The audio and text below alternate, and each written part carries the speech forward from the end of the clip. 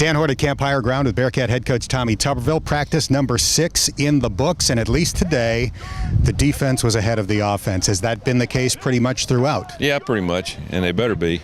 You know, if your offense is ahead of your defense, then you better get ready to score a lot of points during the year. But our defense has come back in very good shape.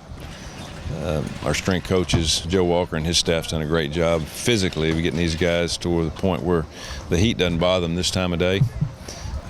You said, is it 6 practice? It seems like it's been 60. You know, it's really been hot. But I tell you, proud of the defense. They've pushed through it. Now, we've got more depth. You know, that's one thing that we've really been working on for the past 4 years is getting more guys that can play Division I football. Hopefully that we can stay away from the injury bug. But our drop-off from our first to second team has really been massive. And it showed up in games. We've had to score 50 points to at least have a chance to win a game. You can't do that. Plus, you have to have a defense for the road. But proud of the defense. Defensive coaches are getting better. They're playing with a lot of enthusiasm, and when you do that, then you got a chance to get better. You only had 14 takeaways on defense last year, and you said in an interview a few days ago, a little more man-to-man, a little more pressure on defense this year. Yeah, but sometimes that's good and bad. You know, when you play man-to-man on a receiver, you're not looking at the ball in the air, you're playing the guy. And so if you look at zone defense, you know, you're looking at the ball in the air and you can break on it and make a play. So one way, half dozen the other, you know, when it comes to man and zone. We just got to be more aggressive when it comes to that. We've got to get in the quarterback's face, make errant throws. We're working a lot on stripping the ball. We always do that, but we're making more conscious effort to doing that. We've got to win. Our goal this year is to win the turnover battle each game. If we have 1, we force them to have 2. If we have 2, force them to have 3. That can even it up a lot quicker than saying, you know, don't turn the ball over. You're going to have some turnovers, and our offense has been turning it over and not as consistent. But that's one area we got to get better on both sides. You have a 3-way battle for quarterback: Hayden Moore, Gunnar Keel, Ross Trail. Has anybody emerged through 6 practices? Really hadn't in my eyes. You know, I'm watching them. You know, of course, Zach Taylor, mentally, you know, we talk about their mental state, and all 3 of them are pretty close to the same mental state. The physical state, you know, one guy probably throws a little bit shorter ball better. One guy maybe run the offense better in the running game. So we got to find that one guy that just stands out in every area. If we can get that, then we'll have us a starting quarterback. I don't even think we're close yet. I think we're really going to have to go through one scrimmage.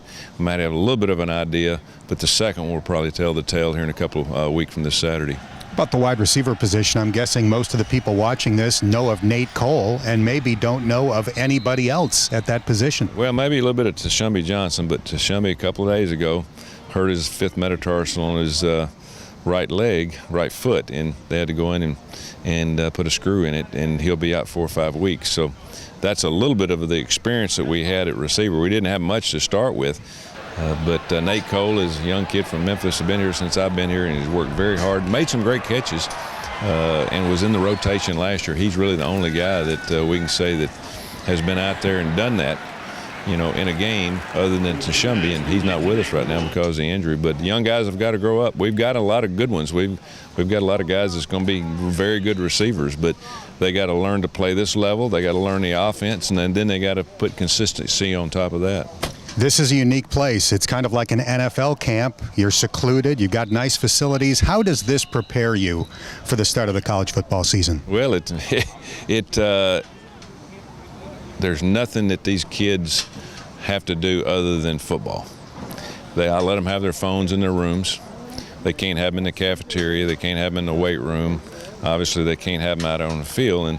And not just the players, but coaches, that's all of our best friend now. We think we've got to have that telephone in our hand, and it's really affected, you know, every college across the country. And so you got to get that out of their hand, and you can do that out here. I let them use their phone once they get back to their rooms in the dormitories, but it's awful great. It's nice out here because you can come out and you can do little things. Each individual coach can go get his group, make one phone call, hey, get out here, let's walk through a couple plays on the field. So it's just it's a team builder.